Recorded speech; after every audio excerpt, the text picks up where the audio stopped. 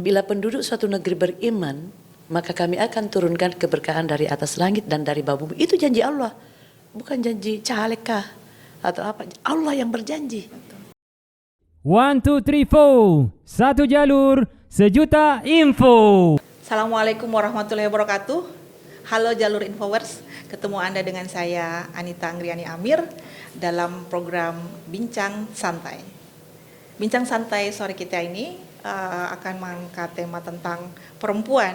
Jadi media Jalur Info memiliki program yang diberi nama 10 Perempuan Inspiratif Sulawesi Selatan tahun 2022. Nah, bahasa kerennya itu Top 10 Inspiring Women Sulawesi Selatan 2022. Nah, salah satu tamu kita yang hadir kali ini dalam Bincang Santai adalah salah seorang tokoh perempuan yang sangat inspiratif. Saya bahkan agak sempat bertanya, saya harus memulai dari mana untuk bertanya kepada beliau, karena hampir semua sisi-sisi yang bisa dirambah beliau ada gitu. Dunia politik ada, beliau juga sangat organisatoris, banyak sekali kegiatan sosial, dan beliau adalah salah seorang perempuan yang mendukung perjalanan berkarir suaminya, karena kita semua paham bahwa di balik kesuksesan seorang laki-laki pasti ada perempuan yang hebat di baliknya, entah itu ibunya, entah istrinya. Nah, kali ini salah satu tokoh itu adalah, saya perkenalkan, beliau adalah Ibu Haja Erna Rashid Taufan Pawe. Beliau adalah istri dari Wali Kota Parepare, Bapak Dr. Haji Taufan Pawe. Assalamualaikum warahmatullahi wabarakatuh, Bu. Waalaikumsalam warahmatullahi wabarakatuh. Apa kabar, Bu? Alhamdulillah baik. Kami senang sekali Ibu mau menyempatkan waktu untuk datang ke sini di tengah kesibukan yang luar biasa, yang bisa dalam satu hari itu bisa sampai 7 kegiatan, ya Bu ya. Saya ingin, sebelum kita bincang-bincang santai, saya ingin menyampaikan juga kepada Jalur Infowers bahwa sedikit saja yang saya ingin sampaikan kepada Anda, bahwa Ibu selain karena jabatan Bapak sebagai Wali Kota Parepare, maka beliau menjadi Ketua Tim Penggerak PKK Parepare selama sudah masuk 8 tahun. Kemudian beliau juga Ketua Dekranasda. Kemudian juga ada Ibu juga bergelut di Badan Kontak Majelis Taklim. Ini semua masih ada kaitannya dengan jabatan Bapak sebagai Wali Kota, ya Bu ya. Nah, tetapi di luar kegiatan itu yang resmi sebagai istri Wali Kota, Ibu juga punya kegiatan yang sangat bejibun untuk di organisasi masyarakat. Sebut saja misalnya beliau menggagas Majelis Anak Soleh. Ya Bu ya. Kemudian tidak hanya itu, beliau juga baru saja menyelesaikan program doktornya yang belum. Oh, sekarang lagi dalam proses, ya Bu ya. Lagi penulisan. Dan ini program masuk di program doktor. Insya Allah dalam waktu dekat, ya Bu. Tapi saya sudah membaca sedikit ada rencana disertasinya tentang kepemimpinan politik dalam mengembangkan masyarakat religius di Kota Parepare. Masih banyak lagi. Satu lagi yang menarik menurut saya adalah beliau masih sempat-sempatnya membuat tulisan, membuat buku. Dan kami para wartawan ini juga sempat kami agak kalah beberapa langkah dari Ibu, karena istilahnya kalau di wartawan itu buku itu adalah mahkota. Jadi kalau belum ada, kami belum membuat buku itu juga menjadi bikin iri hati lah ibaratnya ya. Selain itu, Ibu juga ternyata aktif di dunia politik. Beliau sekarang adalah Ketua DPD Golkar Kota Parepare. Masih banyak lagi untuk itu. Salah satunya juga beliau masih menyempatkan diri untuk berdakwah, yang tidak banyak dilakukan oleh perempuan itu, karena bagi saya perempuan itu bukan dunia yang tidak mudah untuk bisa dirambah, selain memang banyak sekali tantangan, ya Bu, tapi dan tentunya ilmunya juga harus banyak. Saya kira itu Jalur Infowers. Jadi kita akan mulai, Ibu. Bagaimana Ibu dari sebegitu banyak kegiatan yang seabrek tidak capek. Alhamdulillah. Mbak Nita, semua manusia pasti diberi potensi. Saya jenis mungkin tipe apa yang namanya dalam ilmu pengetahuan. Saya itu tipenya orang yang sebetulnya tidak tahu juga potensi saya tadinya, tapi harus ada orang di samping saya. Kamu bisa begini, kamu bisa begini. Seperti itu sebetulnya. Saya awal-awal juga menjadi penyiar TVRI, meskipun pernah saya membayangkan itu di kepala saya waktu saya SMP untuk menjadi seorang Tuti Aditama.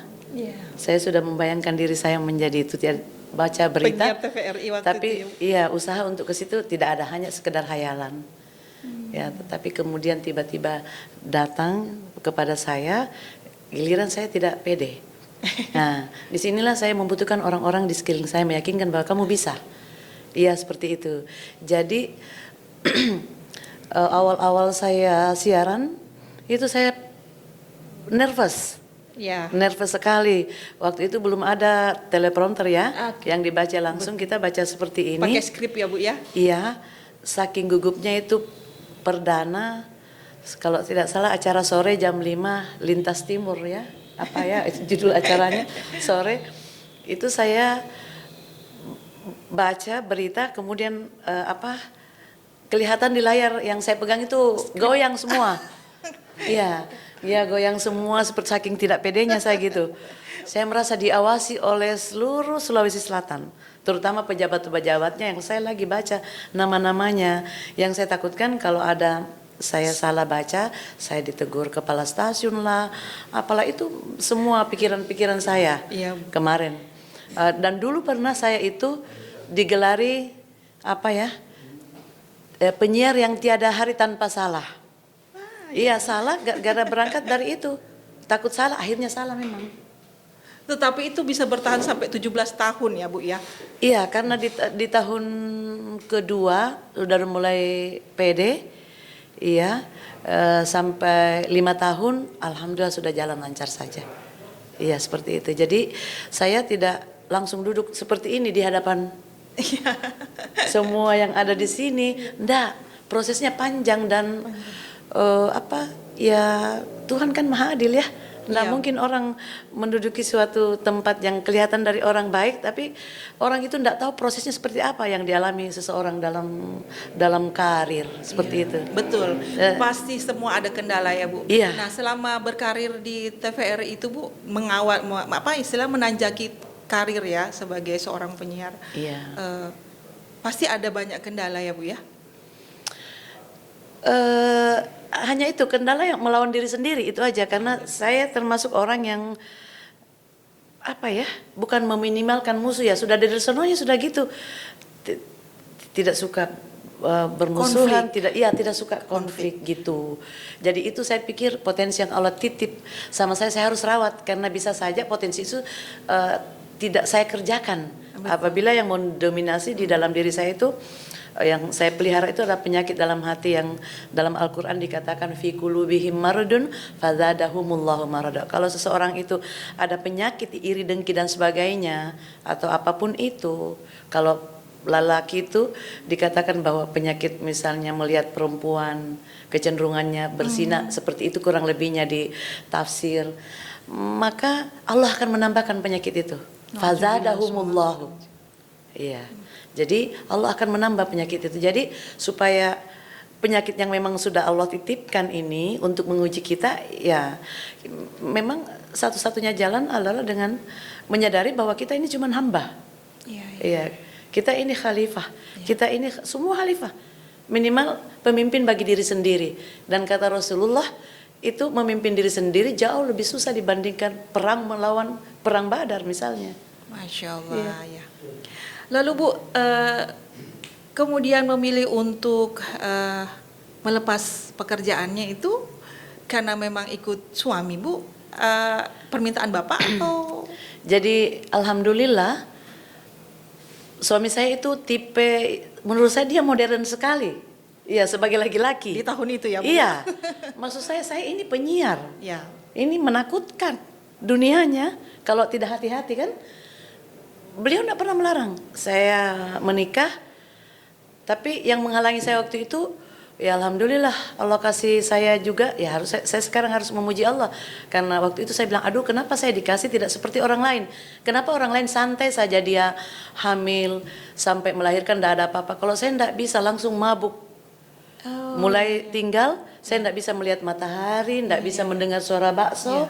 Pada saat ngidamnya itu ya, Bu, Iya, ya? tidak bisa. Iya, iya. Mau tidak mau saya harus menghentikan. Oke. Ya terutama yang pertama dihentikan itu adalah bank. Saya kerja juga di bank. Pada saat itu bersamaan ya, Bu? Iya, Di salah Bank satu- Penin ya, Bu? Penin.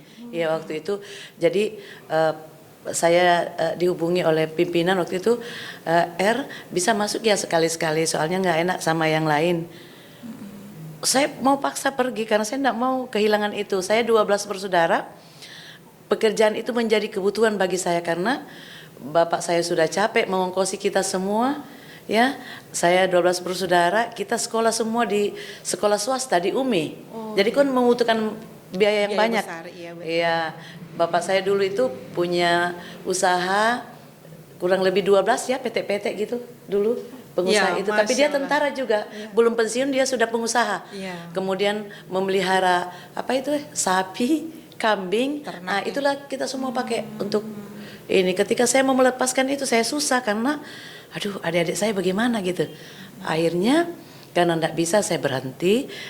Begini saja Pak, saya mohon maaf tidak bisa melanjutkan karena ini benar-benar saya tidak bisa mengatasinya. Tidak bisa ya, misalnya sekali-sekali Erna ke mana? Ke kantor. Saya Siaran. ingat Pak Yani. Iya, direktur saya waktu itu Penin Bang. Iya ya. Kemudian juga yang mensupport saya sering itu beliau Pak Roni almarhum. Iya. Ya waktu itu menantu Pak Andi Matalata. Karena dia di situ juga bapaknya kan owner di situ. Ya saya tidak bisa sama sekali. Ya sudah. Kalau TVRI bisa sekali-sekali. Kalau pas lagi moodnya bagus mungkin ada jadwal saya tidak minta ganti lagi. Tapi lama-lama ya saya harus memilih. Bukan suami saya yang melarang, saya yang tidak mampu. Bahkan suami support. Iya enggak apa-apa kalau bisa, tapi kalau enggak bisa ya mau dia apa? Ya akhirnya saya berhenti. Bukan berhenti, minta istirahat. Pas selesai melahirkan, saya punya masalah baru. Karena dulu di TVRI itu memang syaratnya agak detail ya. Nah, saya sudah melebar di layar itu sudah Iya, penuh, sudah saya penuh. tahu diri dan orang kan pasti menjadi Harus langsing ya, Bu. Iya begitu. TVRI tidak mau rugi toh? Iya. Seperti itu. Jadi Tapi ya. kan cantiknya tetap kan, Bu? Jadi gitu. Saya minta istirahat. Istirahat. Ya, saya sudah ikhlas. Kemudian lahir anak pertama. Setelah lahir anak pertama, anak kedua, ketiga, di sela-sela itu saya pernah beberapa kali sempat siaran. Ya, dipanggil lagi kan istilahnya hanya kontrak per 6 bulan. Kalau saya tidak sanggup lagi ke sana ya udah berhenti dulu. Alhamdulillah sampai sekarang pihak TVRI kalau saya mau masuk lagi dikasih masuk saya. Iya. Jadi tapi kasih kesempatan yang lain. Nah, tapi masih sering diundang kalau ulang tahun TVRI. Untuk menjadi penyiar. Bahkan saya pernah pasangan dengan Pak Wali. Ternyata dia bisa menyiar. Iya. Iya. Oke. Lalu Bu, setelah tidak berkarir sebagai penyiar, lalu juga tidak jadi bankir, apa yang Ibu lakukan waktu itu aktivitas? Ya, jadi saya kan dulu itu tipe rumahan memang. Jadi kalau saya menyiar ya pergi dari rumah ke kantor pulang begitu. Tidak pernah singgah di mana-mana. Iya, cuman kalau saya sekali keluar satu harian urus ini, habis itu tinggal lagi seminggu. Begitu dulu. Iya. Nah inilah dunia saya sebetulnya di rumah. Ini dunia saya bersyukur ya bisa. Oke. Karena suami juga kan sudah memenuhi semua kebutuhan tidak ada lagi yang saya harus pikir. Iya. Akhirnya di rumah saya bilang saya bikin apa ya? Iya, saya juga tidak suka telepon, ngerumpi kiri kanan, enggak ada. Akhirnya suatu saat di tahun 2003 ya kalau enggak salah, saya bilang lebih bagus saya belajar agama lagi. Karena itu sempat terputus karena dari dulu saya sudah membaca buku-buku bapak saya yang membuat saya semakin pingin tahu. Karena masih kelas 6 SD saya mulai membaca buku bapak itu, dan pernah saya dikasih tahu jangan baca buku ini, tidak boleh. Biasanya. Kalau tidak salah waktu itu bukunya Al Ghazali, berjudul Ihya Ulumuddin. Iya, Itu saya sudah baca di umur di usia SD kelas 6. Dan itu kemudian bapak saya disembunyikan di atas lemari supaya saya tidak bisa lihat. Lalu otak saya waktu itu, ya saya manjat mengambilnya, lalu saya pergi di Maros. Maros itu dengan tempat saya di Desa Jenetesa, Bantimurung, Permandian. Itu berjarak 13 kilo. Saya ke sana memfotokopi, kan tidak ada di area sana seperti sekarang ya. Fotokopi itu buku-buku tebalnya, lalu saya bagi-bagi per bab, lalu saya kasih naik kembali di tempatnya. Lalu itulah yang saya simpan rapi-rapi, saya pelajari. Ihya Ulumuddin ya Bu Ihya ya. Ulumuddin di usia itu. Al-Ghazali ya, saya ingat itu. Iya. Apakah itu yang kemudian berangkat dari pemikiran tentang religius itu yang kemudian Ibu bawa ketika mulai memimpin PKK di Kota Parepare ya Bu? Saya melihat banyak sekali program-program yang sangat religius yang Ibu bawa untuk masyarakat. Sebetulnya waktu itu tidak ada berpikir seperti itu, dan saya sudah lupa itu ihya.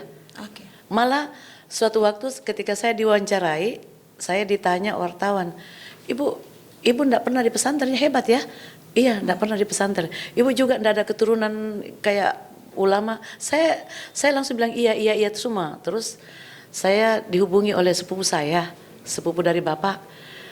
Dia hubungi adik saya, kasih tahu itu Kak Erna, itu kakek buyut kita itu adalah pendiri masjid di Tanah Toraja yang pertama, dan dia yang mensyiarkan Islam di sana.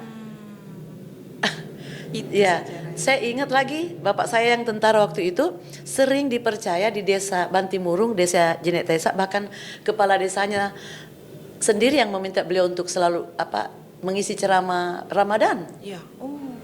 Iya. Jadi sepupu saya keberatan, kenapa kita bilang begitu? Memang kita ada keturunan. Iya, seperti itu. Jadi kecenderungan itu memang ya mungkin karena ada keturunan. Artinya gini, bukanlah dibilang keturunan ulama itu yang terbaik, yang apa. Semua manusia diberi yang terbaik. Iya, itu keadilan Allah. Tetapi bagi yang diberi itu, apakah dia mampu mensyukuri? Nah, cara saya mensyukuri ini dengan menggali yang ada pada diri saya, tapi perlahan Allah menuntun saya. Iya, belum sampai waktunya, belum. Di SD belum, di SMA belum dikasih semua, kuliah pun belum. Malah pernah saya hampir lupa mengaji. Suatu saat bapak saya dari Bantimurung, Maros, pas dia mau pulang pamit, kan dia biasa menjenguk saya. Erna, kamu sering baca Al-Quran gitu? Terus saya bilang, saya langsung bohong.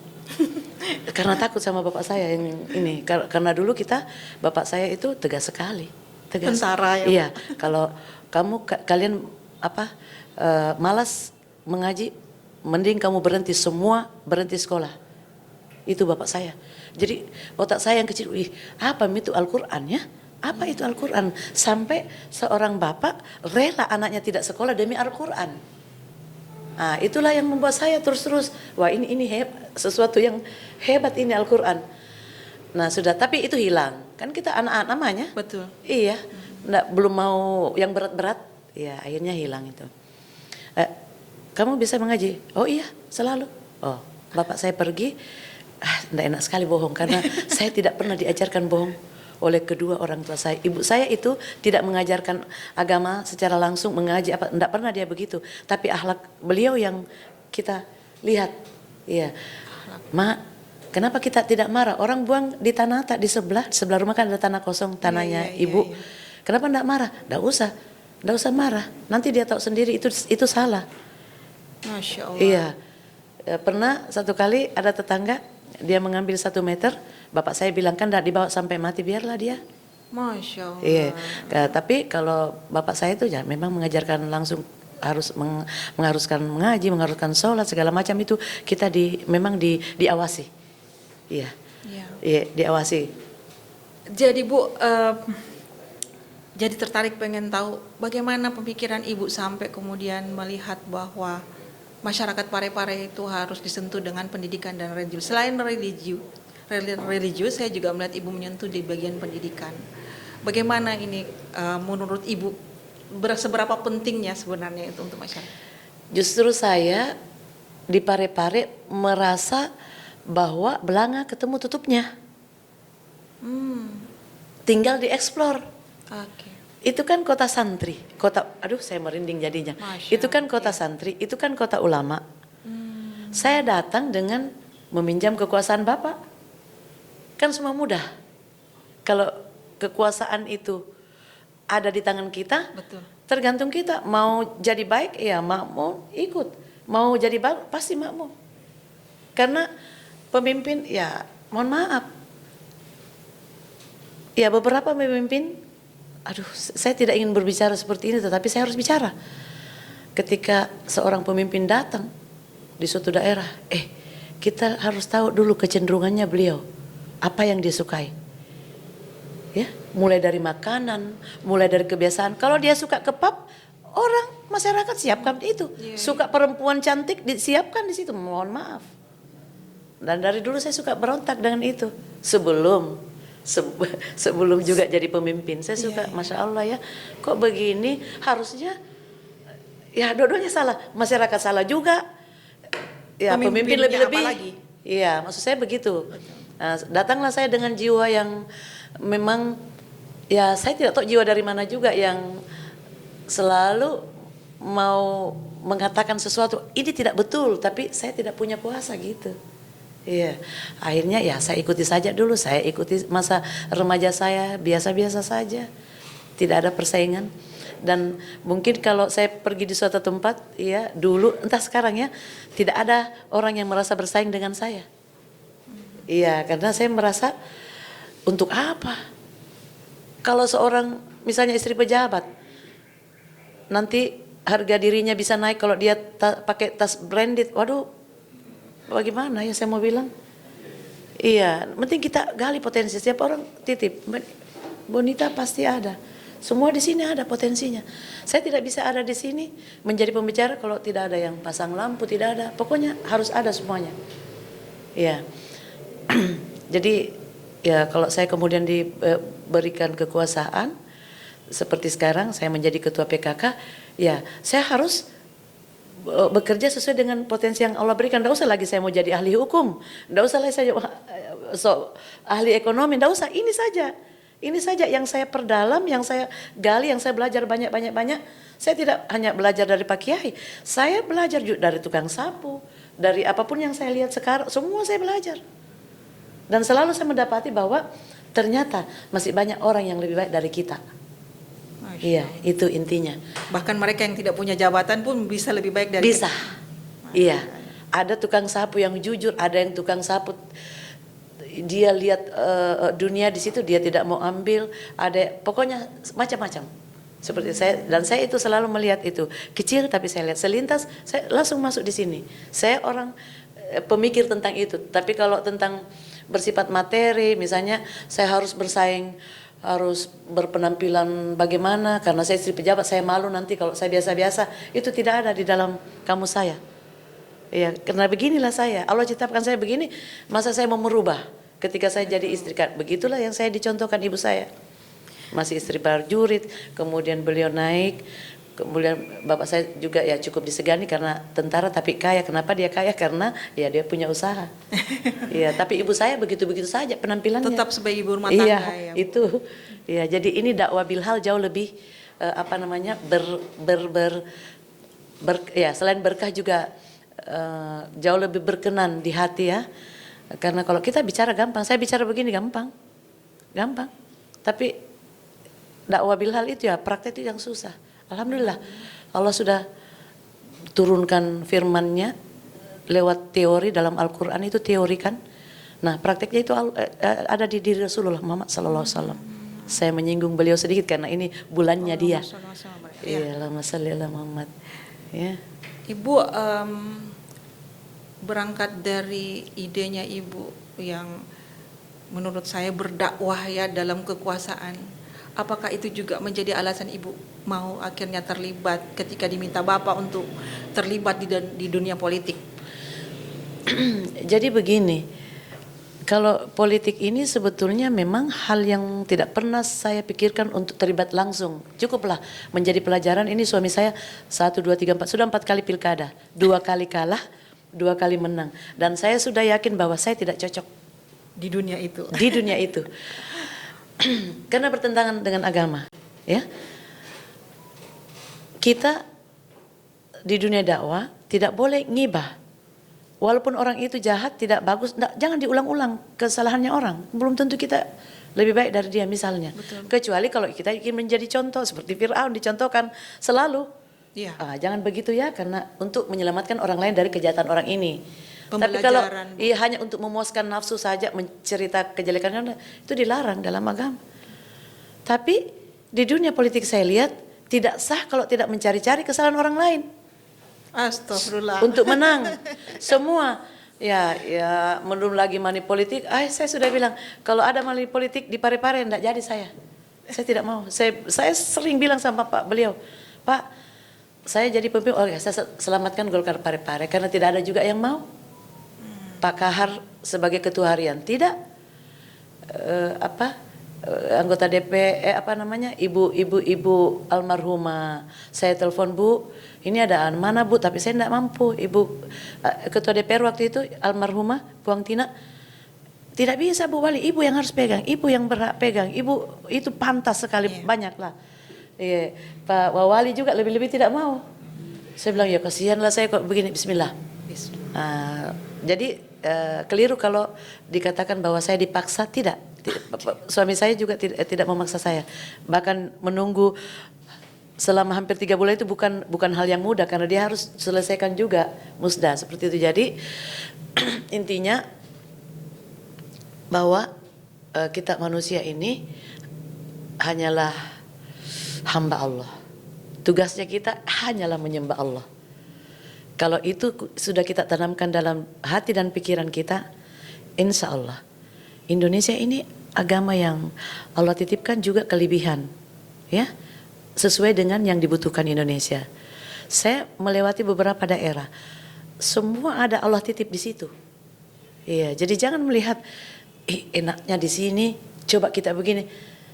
Masya Allah, itu kita tidak pernah bersyukur. Bagaimana firman Allah, fabi ayyi ala'i rabbikuma tukadziban, maka nikmat Tuhanmu yang manakah yang hendak kamu dustakan, seperti itu. Jadi kalau seorang hamba sudah meyakini ini, insya Allah dia akan menyelamatkan hatinya, Allah akan menyelamatkan dia. Tetapi walaupun tidak mudah, ya orang pun yang sudah istiqomah tetap hati-hati terus. Maksudnya begini, bagaimana ya? Karena kita tidak tahu ini apa akhirnya kita, ya. Apa akhirnya si perampok itu. Perjalanan ini ya Bu ya. Iya, tidak tahu. Jadi satu-satunya cara ya Allah, istighfar saja. Kalau mulai merasa hebat, istighfar saja. Iya. Tapi Bu, sekarang kan sudah berada di dunia ini politik ya. Artinya mungkin Ibu bisa melihat ada sisi lain, sisi baik dari politik yang apakah bisanya diselipkan dari pesan-pesan yang Ibu bawa selama ini melalui majelis anak soleha misalnya, atau program-program lain. Itu kan bisa masuk lewat politik Bu. Bagaimana menurut kita? Iya, alhamdulillah. Sejak saya bismillah, ya Allah ini amanah lagi. Ya mau tidak mau ya saya harus pertama mengunjungi kantor. Oke, apa yang ada di sini. Pertama saya hilangkan persangkaan negatif yang selama ini. Aduh, jangan-jangan ini skenario besar untuk menjatuhkan saya sekeluarga, kok kenapa saya didorong-dorong? Ya. Tetap saja ada begitu. Padahal saya sudah mengaji, zikir, tetap ada setan gitu. Jadi begini Bu Nita. Benarlah Allah mengatakan bahwa wahai orang-orang beriman, wahai orang-orang beriman bertakwa, berhati-hatilah. Ya, kita disuruh berhati-hati terhadap, ternyata bukan orang lain saya tapi diri sendiri. Ya, karena ya kebanyakan di antara kita jatuh bukan karena orang lain sebetulnya, tapi karena kita rajin melihat kesalahan orang lain yang salah. Jadi saya hilangkan pikiran itu, saya masuk, saya rapat. Bagaimana Pak? Ya gini-gini Pak Kahar sebagai ini ya oke. Ya, sampai situ ada penyusunan pengurus itu ada 5 apa namanya ya, formatur ya. Saya ini baru sekali istilah-istilah begini semua saya tidak tahu. Iya, Pak Kahar minta tolong ya, saya itu tidak tahu. Ya. Untungnya semua skills itu tadi dia bilang begini, Ibu Wali kan sebentar jadi poles, enak rasanya. Saya ini digelari motivator dunia oleh 12 negara loh. Tapi saya juga butuh motivator. Iya. Ilmu itu tasiliwat, tasirapi. Iya. Jadi alhamdulillah, oh begitu ya. Sudah. Orang percaya sama saya masa tidak percaya sama dia? Saya telepon adik saya, bagaimana ini saya disuruh gini-gini, saya pusing waktu itu 3 bulan. Seorang Topan Pawe, adik saya bilang, wali kota Parepare, yang menyuruh kita seperti itu, berarti kita punya kapasitas di depan mata. Dan ingat Ki, itu suami tak, tidak mungkin dia hancurkan Ki. Iya. Itu adik saya, adik ini di urutan keberapa?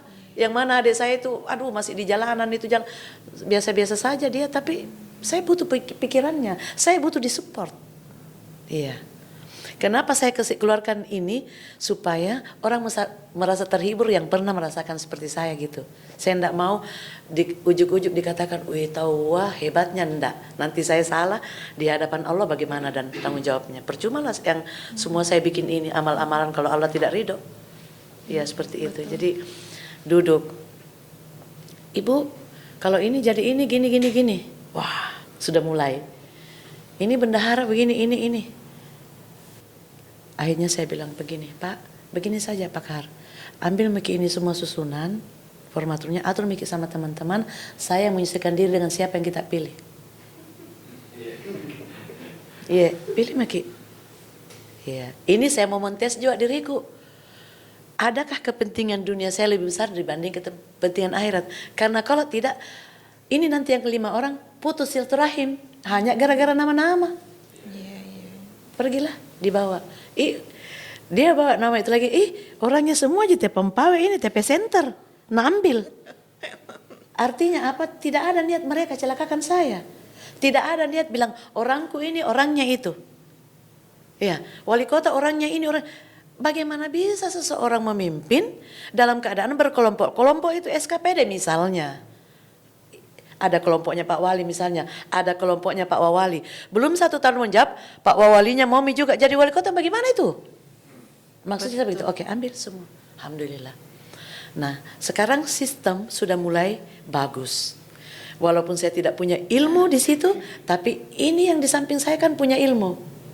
Tinggal bagaimana saya memanage hati dan pikiran saya untuk mampu memanage hati pikiran orang-orang yang punya kepentingannya. Saya tidak peduli apa kepentingannya si A masuk di Golkar mendampingi saya. Saya tidak peduli itu. Yang saya fokus kepentingan saya. Niatnya Ibu yang lurus ya? Iya, niat saya harus lurus terus. Karena ini begini niat itu kadang-kadang sudah bagus. Tapi kan kita kan Allah kan mengabulkan doanya setan. Ya wahai Allah, karena saya sudah terhukum, terkutuk, masuk neraka, tidak bisa tidak bisa dirubah lagi. Maka tolong tangguhkan umur saya. Untuk menggoda. Iya, untuk menggoda. Jadi ya itu kita harus sadar. Jadi makanya kalau kita baik sekarang ya jangan terlalu sombong sama perampok yang tidak baik sekarang, yang koruptor jangan. Tidak boleh. Iya, karena terus kita diuji sesuai tingkat. Ujian saya juga banyak. Kalau orang berbuat mungkin yang keras-keras, tidak terlalu dia-papai sama Allah. Kalau saya sedikit saja, saya sudah tahu, oh saya ditegur. Halus. Iya, karena saya ya sudah berceramah. Betul. Untuk hal yang saya hindari. Ya. Ibu sudah, maksud saya sudah 8 tahun menjalani ini. Ini menurut saya ini dakwah dalam pemerintahan bahkan ya Bu ya. Maksudnya sebenarnya saya melihat ada pesan-pesan Rasulullah yang Ibu bawa sebenarnya ya, perilaku Rasulullah yang Ibu bawa dalam memimpin negara, kalau Madani ya, negara khilafah pada saat itu Rasulullah ya. Ini sudah 8 tahun. Artinya tentu kita sudah melihat ada banyak perubahan yang dirasakan oleh masyarakat. Nah, apakah tidak ingin Ibu melihat mau sampai berapa lama ini harusnya dibawa? Maksudnya ini kan tidak mungkin semua orang berikutnya akan memahami tujuan dan cita-cita ibu. Nah, maksud saya apakah tidak terpikir ibu untuk masuk ke wilayah pemerintahan untuk membawa ide-ide tentang membangun masyarakat madani yang sebenarnya sudah ibu bangun sejak menjadi ketua TPPKK di Parepare ini, tanpa ibu sadari dengan dakwahnya ibu, dengan program-programnya ibu itu sudah masuk menjadi sebuah program yang masuk di masyarakat. Nah, ini menurut saya harusnya ada kesinambungannya. Apakah tidak kepikiran untuk dulu sama sekali tidak kepikiran. Oke. Tapi saya bohong, sekarang saya ketua partai. Saya harus memikirkan itu. Jadi saat ini saya berpikir, saya sudah bayangkan, kalau saya memimpin begini-begini nanti ya. Tapi di Parepare itu saya pikir siapapun pemimpin di situ, kalau pembangunan infrastruktur insya Allah mungkin sudah 90 barangkali ya persennya sudah bagus. Apalagi yang oleh Bapak selama iya, ini, iya betul. Sayang memang kalau yang penerusnya beliau nanti bukan orang yang menjiwai pembangunnya Pak Wali selama ini. Bukan saja infrastruktur Pak Wali, tapi beliau kan membangun juga agama. Nah, itu kan melalui ibu juga itu Iya. masuknya. Beberapa itu bukan ide saya. Ya, ide menaikkan imam. Saya itu tidak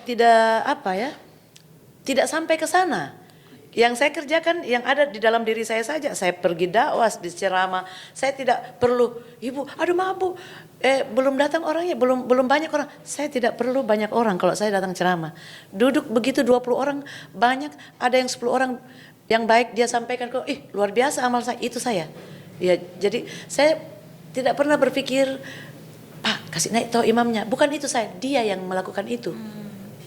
Iya dia yang mau menghargai orang mengaji, guru mengaji. Bapak dia ya? sumpah, bukan saya. Iya, yang saya kerjakan adalah tanggung jawab saya sebagai yang orang sudah diberikan sedikit tentang Al-Quran, ya saya sampaikan balik lo ayah. Sampaikanlah walau satu ayat secara sungguh-sungguh, niatnya lillahi ta'ala, itu saja. Iya, jadi kalau sekarang saya bilang saya tidak mau memimpin, dulu bahkan saya bilang, ya bagaimana ya kalau Indonesia ini dipimpin oleh presiden yang tidak tahu agama.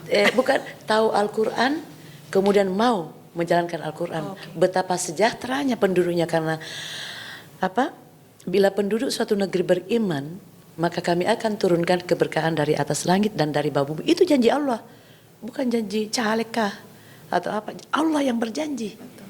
Iya. Jadi ya kalau kita mau negeri kita dibarokahi, ya itu tidak ada jalan lain kecuali itu, bahwa kita harus beriman, bertakwa kepada Allah. Boleh pintar, semua cerdas, tapi kan Allah yang menentukan semuanya. Iya, jadi saya sangat berharap bahwa di kepemimpinan saya di Partai Golkar minimal memperbaiki suasana jiwa ya dari pengurus Golkar yang ada di Kota Parepare. Itu saja dulu. Untuk kedepannya masih banyak yang bisa terjadi, terutama masalah takdir. Iya, ini enggak bisa kalau bukan takdir saya ketemu beberapa ini, termasuk Pak Haji Tasmin kemarin. Pak, saya kemarin hadiri ini. Wah, heboh ya. Saya Erna Topan mendatangi markas HMI. Saya tidak tahu itu markas. Saya hanya diundang maulid, ya saya datanglah. Iya, karena saya ada waktu. Pak Tasmin, Bapak juga kan pekerja agama ya. Saya begini prinsip saya, siapapun yang masyarakat Parepare mau, itulah yang akan nanti jadi wali kota. Bekerja Ki, saya bilang. Kenapa saya bilang begitu? Karena saya ingin diri saya mengukur jujurkah cintamu kepada Allah, begitu. Iya. Tapi Ibu, kalau ada ruang itu terbuka, Ibu akan masuk? Saya akan masuk, dan dengan tetap bersikap seperti ini. Masya Allah. Iya. Ya. Seperti itu.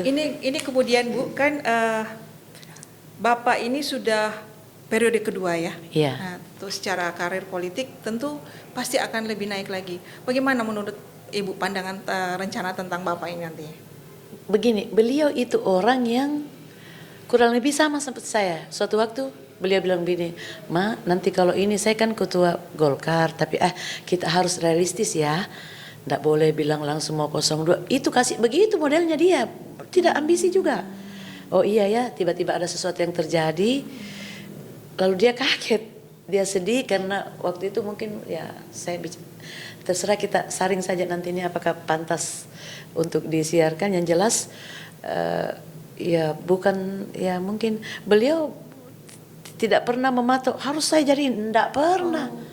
Enggak pernah, malah dia bilang kita harus realistis ya, enggak boleh lawan incumbent katanya kemarin ya sebelum ya ya dia juga stres juga waktu ternyata jatuh gitu seperti itu. Jadi saya langsung bilang, Pak lihat kan, Qulillahumma malikal mulk tu'til mulka man tasya wa tanzi'ul mulka mimman tasya wa tu'izzu man tasya. Seperti itu. Iya, itulah hiburan kita Al-Qur'an. Ya ketika ada gempuran apa, coba Al-Qur'an saja. Seperti itu. Setelah 2 kali gagal dan Bapak tidak pernah menyerah ya Bu ya? Tidak pernah dia. Dan itu luar biasa Ibu bisa bertahan, maksudnya memberi dukungan. Sebetulnya saya aduh ini betul-betul takdir ya.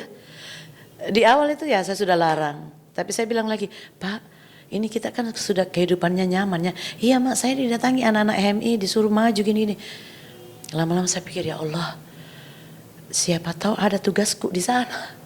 Begitu Kak. Saya bilang ya Allah, saya langsung bilang begini, padahal saya tidak menginginkan sekali itu menjadi si pejabat. Nggak mau saya, karena itu aduh siapa mau pergi gunting pita. Tidak suka acara formal saya. Saya malu-malu tampil di depan umum sebetulnya. Makanya saya heran kok saya jadi penyiar. Heran, orang juga semua heran kok jadi penyiar. Iya ya, ya itulah takdir. Allah yang punya kekuatan, bukan saya, bukan kita. Jadi waktu itu saya bilang begini Pak Deng Pak. Saya sudah melarang, akhirnya saya bilang begini Pak. Siapa tahu ada tugas di Parepare kalau gini. Tugas apa? Enggak, mungkin saja kalau memang kan bukan kita mau toh. Bukan, saya didatangi, oke. 1-2 kali kalah sudah Pak deh. Enggak ini, kayak enggak cocok, hancur negara kalau begini modelnya. Saya gitu. Saya pikir orang yang dipilih itu orang yang cerdas, orang yang beragama. Oh ternyata di atas ini semua masih ada, yaitu uang. Jadi hancur, jangan makin maju. Dia bilang, coba mak dulu 1 kali di, begitu? Oh iya, coba mi lagi, coba. Alhamdulillah waktu itu saya support karena beliau bilang, saya enggak mau terima itu orang. Kenapa enggak mau terima itu tamu? Enggak mak, dia mau sponsor. Banyak nanti permintaannya. Itu, ada yang mau sponsor rokok, mau sponsor, jangan. Untuk dibagi-bagikan ada orang yang mau, pokoknya macam-macam dulu. Jadi ya habislah uangnya menjadi pengacara. Karena di pengacara itu kan ya, kalau misalnya 1 miliar, 3 miliar, bisa 1 bulan saja dikerjakan, begitu pengacara. Bisa 1 tahun tidak ada, tapi waktu pilkada itu lagi naik-naik daunnya di kepengacaraan beliau tuh.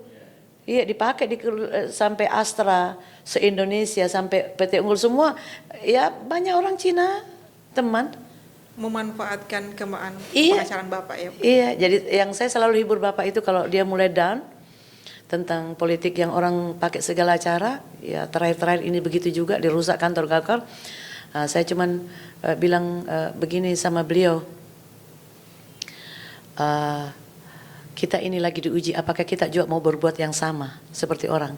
Ya tapi memang beliau itu tidak ada juga di pikirannya berpolitik kotor, yang misalnya tidak ada itu barang mau diadakan, enggak begitu dia, enggak ada dia begitu. Ya satu saja yang kadang-kadang menonjol dan dibesar-besarkan orang, dia pemarah. Ya setiap pemimpin harus menjadi pemarah kayaknya. Karena saya juga mulai pemarah nih sekarang. Sejak di partai saya juga sudah tapi alhamdulillah sudah rapi Golkar. Saya yakin rapi. Setiap ada acara kayak kemarin Maulid ya kita urunan. Saya bilang teman-teman dari mana biaya, jangan ganggu biaya partai, kita masih mau ada pelantikan. Ya. Masih simpan itu, kita urunan. Ini Rasul, saya jual nama Rasulullah, ternyata ampuh. Enggak malu ya sama Rasulullah. Ini hari lahirnya, tidak boleh ada yang tidak senang ada hari ini. Maulid. Ya mulai dari ketua panitia, jaga hati selama mengurus Rasulullah ya. Saya bilang, jaga hati supaya dapat pahalanya. Bukan cuma sokoknya, saya kalau sokoknya itu Rasulullah ambil, makan.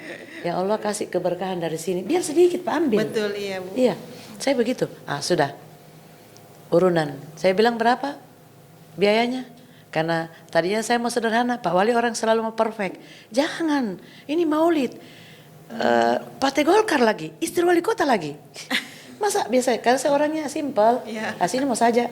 Kita mau kumpul-kumpul, yang penting ada kasih sayang yang timbul di hari lahirnya beliau. Itu, bikin-bikin semua soko, saya kasih semua. Saya bilang, ini nanti saya sumbangkan telur, 3 rak, 1 PL. Jadi 26 sama kecamatan. Nah, saya kasih pembeli beras semuanya. Sedikit saja, 50.000. Iya Bu. Iya, supaya dia juga berkorban kan. Iya. Gini-gini.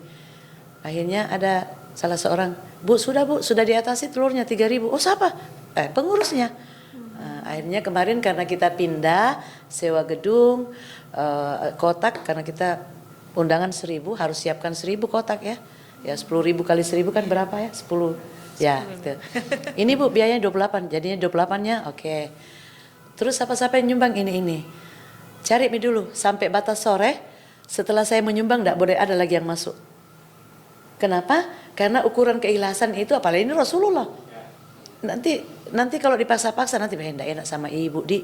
Ya. Kalau kita jangan begitu, tidak boleh dipaksa. Sekarang khusus untuk maulid tidak bagus sih kalau saya bilang saya mau semua. Karena pasti Pak Wali pasti support saya, walaupun saya tidak izin. Alhamdulillah. Kekurangannya berapa?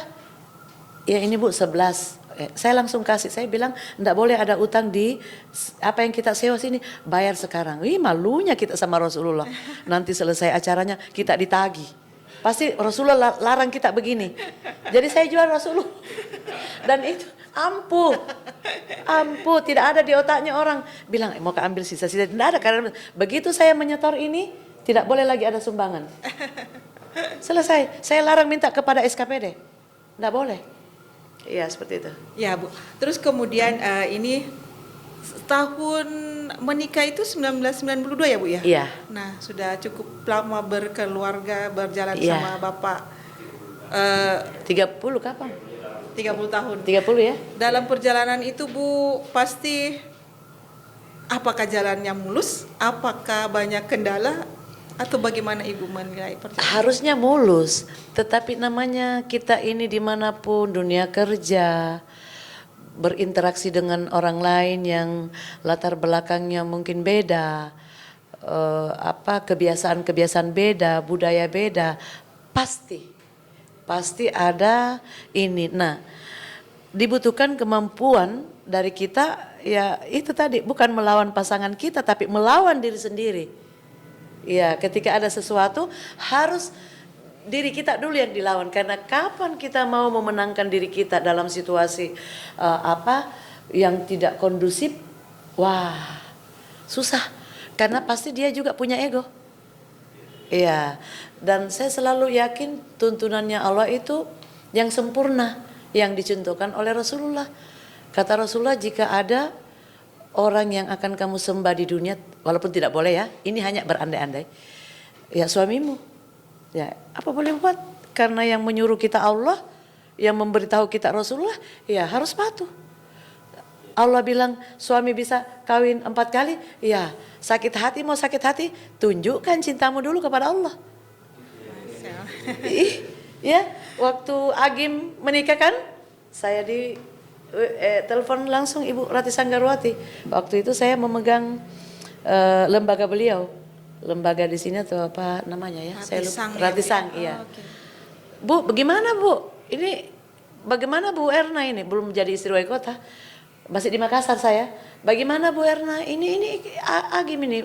Ibu setuju enggak? Saya begini Mbak. Saya tidak setuju kalau ditanya pribadi. Tetapi kan ada dalam Al-Quran bisa. 1, 2, 3, 4. Apa yang salah? Lagian yang menikah itu ulama, pasti tahu ilmunya. Tak boleh. Iya, tak boleh. Wah, ibu ini, iya. Kok Agim yang kawin, wanita se-Indonesia guncang? Ngapain, Mbak? Mending kita kerjakan saja apa yang di depan mata kita sampai kita bisa menjadi manusia yang Allah ridho sama kita ridho sama Allah. Harus ridho sama Allah, tidak bisa tidak. Itu yang kita harapkan. Wah sudah, saya suatu hari karena baca juga buku-buku tentang poligami, oh surga bagi orang yang memberi izin suaminya untuk nikah. Suatu saat Pak Wali ada, masih jadi pengacara ya.